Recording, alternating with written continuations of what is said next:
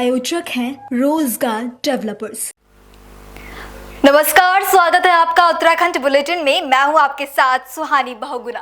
चलिए करते हैं खबरों का रुख। प्रभारी जिलाधिकारी गिरीश गुणवंत की अध्यक्षता में ग्रीष्म काल में पेयजल संकट और जल जीवन मिशन की प्रगति को लेकर बैठक आयोजित हुई। उन्होंने निर्देश दिए कि जिन क्षेत्रों में जल संकट अधिक है वहां टैंकरों से जल आपूर्ति सुनिश्चित की जाए। बैठक में बताया गया कि चिन्हित 289 गांवों में से 264 में जल जीवन मिशन के तहत जलापूर्ति शुरू हो चुकी है।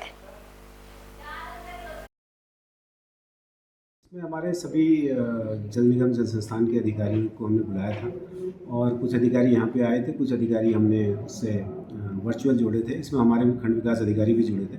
तो हमने सभी डिवीजन से इसमें बात की है और जहाँ जहाँ भी जो समस्या आ रही है खंड विकास अधिकारियों के द्वारा भी बताई गई कि जिन गाँवों में समस्याएँ आ रही हैं उन गाँवों में हम लोग तत्काल उसका निराकरण करा रहे हैं और संबंधित जो हमारे अधिकारी हैं, इंजीनियर्स हैं, उनसे बता के उन समस्याओं का निस्तारण करा रहे हैं। हमारे पास में यहाँ पे कंट्रोल रूम भी हमने बनाया हुआ है, उसमें भी जो शिकायतें आई हैं उसको भी हमने आज सभी से उसकी चर्चा की है और उसमें काफ़ी समस्याओं का तो निराकरण हो गया है, लेकिन जो कुछ समस्याएं हैं जहाँ पे भी पानी सुचारू नहीं हुआ है उसको तत्काल सुचारू करने के लिए हमने निर्णय। खबर उत्तरकाशी से है, जहाँ के पनौत गांव में प्रशासन की बड़ी लापरवाही सामने आई।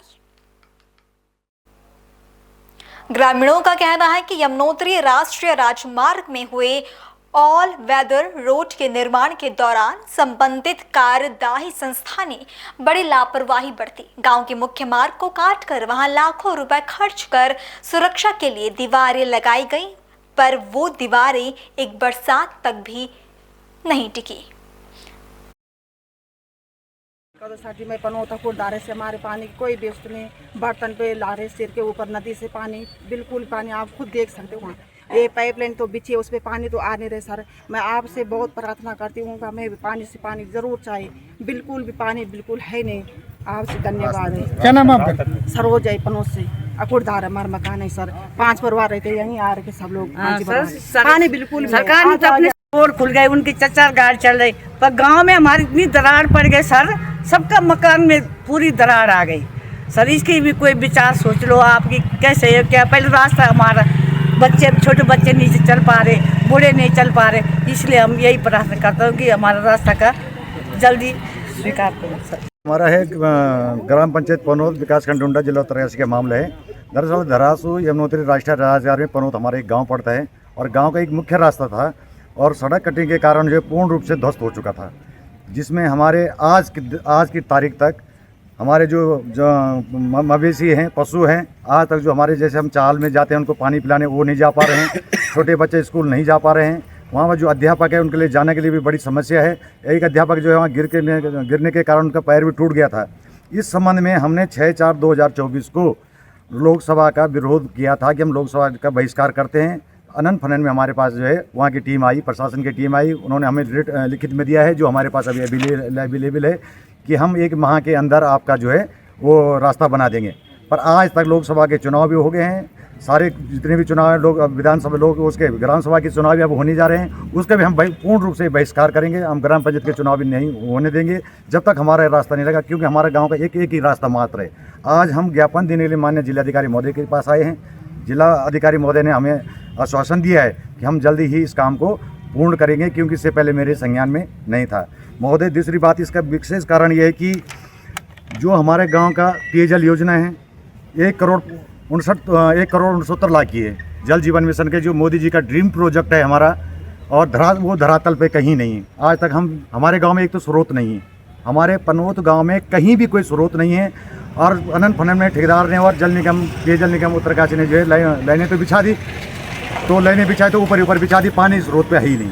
इसके बाद हमारे मस्टरी जांच हुई, मस्टरी जांच में भी जो है विभाग के खिलाफ जो है मस्टरी की जांच के मुझे वो उन्हीं के विभाग के प्रति गया। आज तक न कोई पानी, हमारे यहाँ न पानी है न हमारे यहाँ रास्ता है, जिससे हमारे गाँव वालों की जो है बहुत समस्याएँ खड़ी हो चुकी है। आगे हम जो अगर ये समस्या हमारे जल्दी अगर समाधान नहीं होता है, डीएम साहब ने पूर्ण आश्वासन दे दिया है, अगर समाधान नहीं होगा इसके बाद हम अनशन की भी कार्रवाई कर सकते हैं, भूख हड़ताल की कार्रवाई कर सकते हैं, शासन प्रशासन के खिलाफ भी कुछ आगे कार्रवाई कर सकते हैं। रास्ते की विज्ञापन देने के लिए ग्राम पंचायत पनौत में 2024 में तीसरे महीने में पुस्ता गिर गया था। NH ने अपना रोड बनाया था तो उसमें गांव का रास्ता कट गया था। उसके बाद हम लोगों ने NH ने उसमें पुस्ता बनाया था, वो पुस्ता गिर गया था। तो बीच में लोकसभा चुनाव आए थे, सभी लोगों ने बहिष्कार किया था इसका कि भाई हम लोकसभा चुनाव नहीं कराएंगे। तो यहाँ से DM साहब ने एक टीम भेजी थी और ये कहा था कि इस बार आप चुनाव करा लो और हम जल्दी 1 महीने के अंदर आपका पुस्ता बना देंगे और गांव का रास्ता बन जाएगा। और उसके बाद भी कोई कार्रवाई नहीं हुई और वहाँ ये स्थिति हो रखी कि बूढ़े आदमी रोड तक नहीं आ पा रहे हैं, जवान किसी के छत से चल के आ रहे हैं, गाँव के जो पशु है वो तो घरों में कैद है, वो आज तक चाल के अंदर नहीं जा पाए। अब ये स्थिति बन गई है कि गांव में 1-2 शादी हुई तो वो भी जिस तरीके से मतलब एक शादी का त्यौहार होता है उस तरह से मतलब नहीं हो पाया। फंक्शन होता है कि लोग छतों से आ रहे हैं, दूल्हा दुल्हन पैदल जा रहे हैं। हमारे यहाँ रिवाज है कि डोलियों के ऊपर दुल्हन आती है, तो इस तरह के से कोई वो नहीं हो पा रहा। तो अब आने वाले आगे चुनाव है, पंचायत चुनाव है, तो हमने ये सोचा कि अगर रास्ता नहीं बनेगा तो हम पंचायत चुनाव का बहिष्कार करेंगे। पर DM साहब ने एक हमें आश्वासन दिया है और एक अभी मौके पर यही भेजा है कि भाई उसको अपनी पूरी समस्या समझाओ और वो आपका समस्या का समाधान करेगा। तो DM साहब का हम आभारी है कि उन्होंने बड़ा सहयोग किया और अभी हैंड टू हैंड उसको वहाँ पे भेजा है और फ़ोन करके, और मुझे कहा कि मेरे संपर्क में रहिए और जो भी चीज़ होगी मुझे 8 बजे या 10 बजे रात तक भी कॉल कर सकते हैं। अभी कोई अगर समस्या होगी तो जल्दी से जल्दी उन्होंने हमें आश्वासन दिया कि काम हो जाएगा। क्या नाम है आपका? मेरा नाम कृपाल सिंह है। बस। खबर मसूरी से है, जहां मसूरी में पर्यटन सीजन को लेकर पालिका सभागार में बैठक आयोजित की गई। बैठक में मसूरी की सफाई व्यवस्था, पार्किंग, अतिक्रमण और कई अन्य मुद्दों को लेकर चर्चा की गई। इसके अलावा नगर पालिका के सभासदों ने सड़क किनारे पार्किंग, पर्यटन सीजन में होटल और गेस्ट हाउस संचालकों द्वारा पर्यटकों से ओवर रेट लिए जाने और मसूरी शहर के विभिन्न क्षेत्रों में अतिक्रमण को लेकर चर्चा की। देखिए, आज पर्यटन सीजन को लेकर के एक महत्वपूर्ण बैठक आहूत की गई थी, जिसमें मसूरी के जितने भी यहाँ पे इंस्टीट्यूट है वो भी सम्मिलित हुए और यहाँ के जो सभी संभ्रांत लोग हैं वो भी शामिल हुए और सभी ने अपने एक महत्वपूर्ण सुझाव दिए हैं। उन सुझावों का संज्ञान लेते हुए जल्दी ही विभागों के साथ बैठक करते हुए, चाहे वो पुलिस प्रशासन है, जिला प्रशासन है या पर्यटन है, सबके साथ बैठ करके उन सुझावों को अमली जामा पहनाऊंगी।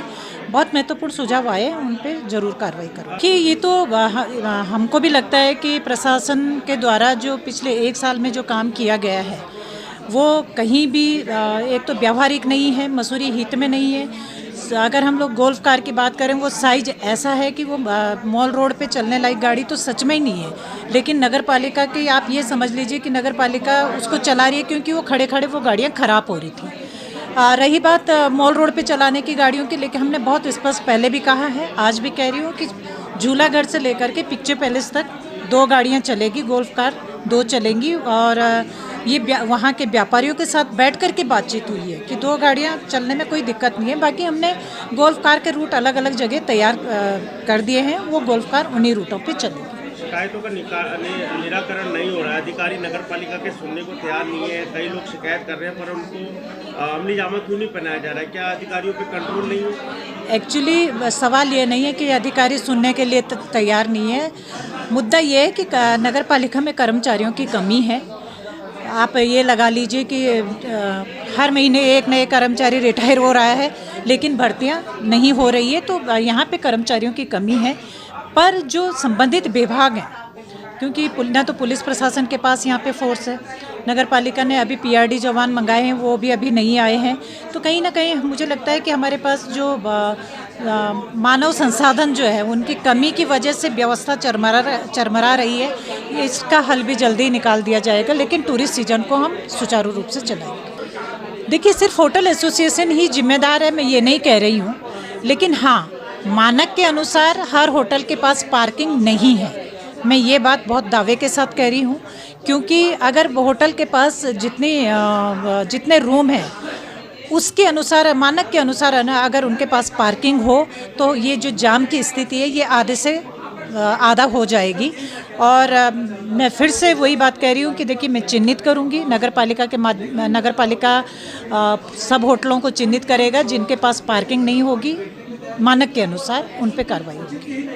आज बैठक मुख्य तौर पर हमने कई सुझाव देना का प्रयास किया और नगर पालिका की इस पहल का हम स्वागत करते हैं। सर्वप्रथम लंडौर बाजार के समस्त व्यापारी, नागरिक और साथ साथ पर्यटक आज बहुत परेशान हैं। कैंट सीओ द्वारा जो वन वे की व्यवस्था लागू करी गई है, उस वन वे की व्यवस्था लागू करने से पूरे के पूरे लंडौर बाजार से लेकर जैन धर्मशाला तक जाम है। इस जाम की स्थिति से ना लोग काम कर पा रहे हैं, ना लोग अपने घर के बाहर निकल पा रहे हैं।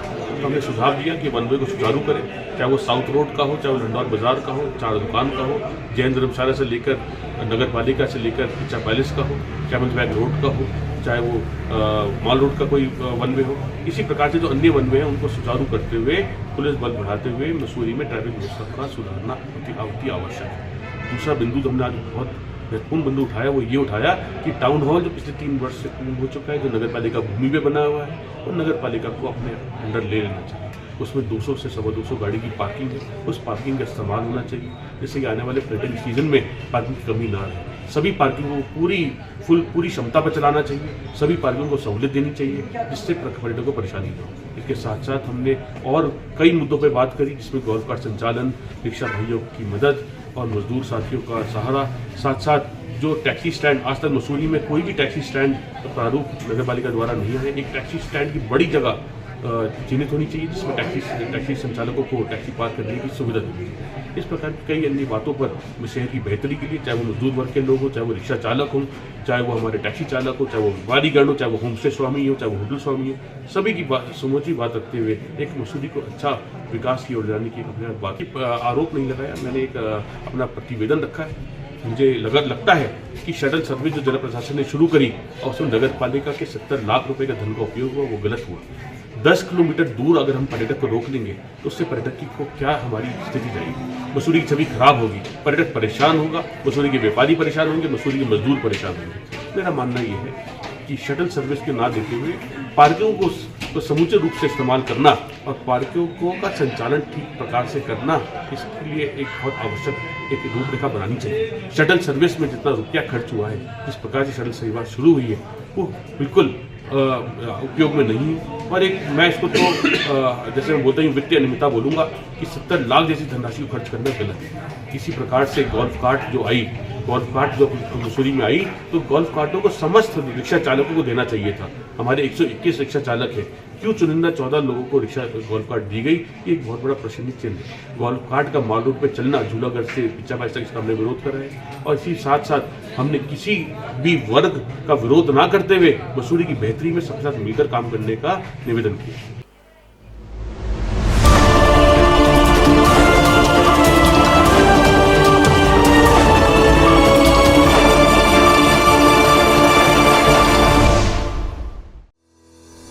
रोजगार डेवलपर्स, a unit of रोजगार डेवलपर्स एंड प्राइवेट लिमिटेड। घर वहीं जहां हो आपका भरोसा। पिछले 15 सालों से आपके सपनों का घर हमारी प्रतिबद्धता। रोजगार डेवलपर्स का पता है शिमला बाईपास रोड, गणेशपुर, देहरादून। रोजगार डेवलपर्स से संपर्क करने के लिए अभी डायल कीजिए 9897054026 पर या 8433207910 पर।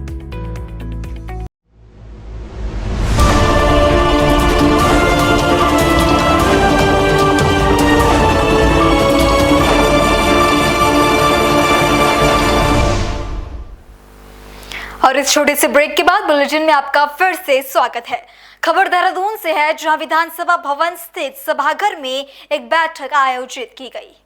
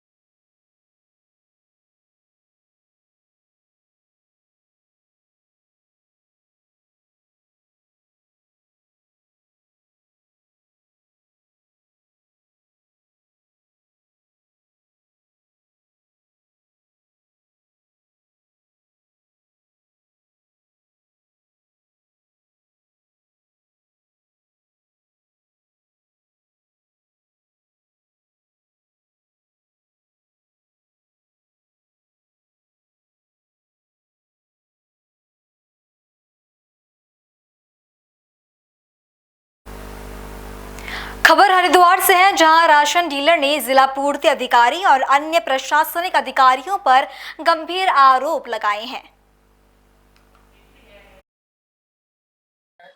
मेरा नाम सचिन है जी। काफी दौड़ाने के बाद 5-5 दिन धरना प्रदर्शन करने के बाद भी उनके हक का राशन उन्हें नहीं मिलता है। ये आंगनबाड़ी का राशन उठा कर उन्हें दे दिया जाता है। 17 तारीख में राशन डीलर ने संजय गुप्ता शासी नगर से है जी, उन्होंने राशन गोदाम से सारा लिया है। उसके बाद 18, 19, 20 तारीख को राशन सिर्फ बांटा उन्होंने 3-4 दिन। उसके बाद जनता चक्कर काटती रही, उन्होंने किसी को कोई राशन नहीं दिया, सिर्फ कहते रहे आज आना और कल आना। उसके बाद सारी जनता इकट्ठे होकर 24 तारीख को गए उनके पास, जी हमारा राशन हमें दो। उन्होंने कहा जी फिलहाल मेरे पास राशन खत्म हो गया है। राशन उनके पास कैसे खत्म हो गया जब वो सारा राशन गोदाम से लिया है? राशन खत्म होने का क्या मकसद है इनका? और उसके बाद जनता को कहते हैं कि भाई पुलिस बुलाओ, अपनी घरवाली को कह के गए कि पुलिस बुलाओ, इन जनता पर लठ बजवाओ। और उसके बाद 5 दिन तक वो गायब रहे। उसके बाद आंगनवाड़ी का राशन उठा के उन्होंने बांट दिया और जब आंगनवाड़ी का राशन मिल गया उसके बाद उनकी तबीयत सारी सही हो गई। वहाँ छुट्टी का एप्लीकेशन उन्होंने दी, मेरी तबीयत खराब है। उनकी कोई तबीयत खराब नहीं थी। हमने सारे हॉस्पिटलों में जांच करी, सारे हॉस्पिटल में हम गए, वो कहीं भी नहीं मिले हमें। नहीं, एक अधिकारी उनके आए थे जी, बादराबाद क्षेत्र के इंस्पेक्टर भी है और यारो भी है, उनका नाम है रवि सेनवाल। उन्होंने कहा जी 3 बजे आपको कल राशन मिल जाएगा। फिर भी जनता वहां बैठी इंतजार करती रही। फिर अगले दिन 3 बजे भी कोई राशन नहीं मिला। अगर उन्हें फोन किया गया उनका फोन भी लगा नहीं। उन्होंने ऐसा कर दिया था, कॉल करने पर कॉल लगती रही थी। अजी उनकी मिली भगत है, तभी तो 5 दिन तक उन्होंने राशन नहीं बांटा और वो भाग गए। और उनके ऊपर कोई कार्रवाई नहीं हुई, कोई जांच नहीं हुई उनके ऊपर। सारे अधिकारी है जी ऐसे। अगर अधिकारी मिले ना होते तो राशन मिलता ही मिलता, पब्लिक परेशान थोड़ी ना होती। उनका नाम विभाग में सारे अधिकारी हैं जी, जितने विभाग में, खाद्य विभाग में जितने भी अधिकारी है, बड़े से लेकर छोटे तक। बिल्कुल जी बिल्कुल। भाई उनसे हम डीएम साहब के पास भी गए थे, इसकी जांच कराओ। डीएम साहब ने 2 दिन क्या दे दिया कि 2 दिन में जांच हो जाएगी, लेकिन हमें कुछ नहीं पता चला क्या जांच हुई और क्या हुआ, हमें कोई जानकारी नहीं दी गई जी। आंगनबाड़ी में भी राशन बटा जी और जनता को भी दिया। उन्होंने अपना राशन फिर ये अप्रैल का उठा करके जनता को दे दिया, आंगनबाड़ी को दे दिया। 100% अवैध तरीके से भेज दिया गया जी उसे। कुछ दलाल है, गोदाम पर ही सेटिंग रहती है जी इनकी। दलाल का नाम तो मुझे जानकारी नहीं है जी, लेकिन 3 दलाल है। मेरे सुनने में आया है कि 3 दलाल है वहां पर, उनके माध्यम राशन को ब्लैक किया जाता है जी। अधिकारी मिले हुए जी, उन्हें अपना मिल जाता है महीने का, वो कहाँ क्या करे, कुछ भी नहीं करते हैं जी उनके ऊपर। मेरा नाम सतेंद्र कुमार। मेरे जो दुकान है ये मेरे पापा जी चलाते थे पहले। उनके देहांत के बाद ये दुकान मेरे को प्राप्त हुई है। उनका देहांत 2015 में हो गया था। और फिर जो मेरी माताजी उन्होंने कहा था कि ये मेरे पुत्र को दुकान दे दी जाए, और मेरे बड़े भाई और मेरी बहन ने सबने यही चलाएगा। मैं निरंतर चला रहा हूँ दुकान ये। नहीं सर, पहले पापा जी की दुकान ही थी मेरे पास, वो चला रहा था मैं लगातार। चलाता रहा, काफ़ी समय तक चलती रही दुकान ये। फिर जो हमारे पड़ोस में महावीर जैन जी है, उनका अचानक स्वास्थ्य खराब हो गया, काफ़ी खराब हो गया। तो उन्होंने मेडिकल तो दिया नहीं, उन्होंने इस्तीफा लिख कर दे दिया गलती से। तो इस्तीफा लिख कर देने के बाद उन्होंने ये दुकान मेरे यहाँ अटैचमेंट कर दी थी। एक मेरे नाम से सतेंद्र कुमार श्री चमनलाल, और एक महावीर जैन अटैचमेंट सतेंद्र कुमार के नाम से है। हाँ, मैं ही देख रहा था, 2 महीने से नहीं देख रहा हूँ सर। वो पता नहीं उसने कैसे कैसे सेटिंग की मेरे साथ में, शायद विभागीय अधिकारियों द्वारा और गोदाम पर जो कुछ दलाल हैं उनके द्वारा मुझे फंसाने की साजिश की गई। मैं यहाँ पर है भी नहीं था, मैं एक मौत में गया हुआ था। और मेरे पीछे शाम को 4:30 बजे के आसपास मेरी दुकान पर राशन सूचना मिली कि आपका राशन उतरवा लो, आपका राशन आया है। और मेरे साले के लड़के ने वो दुकान में राशन दुकान में रखवा दिया। और मुझे बाद में पता चला, मैंने पूछा भाई ये राशन कौन सी योजना का आया?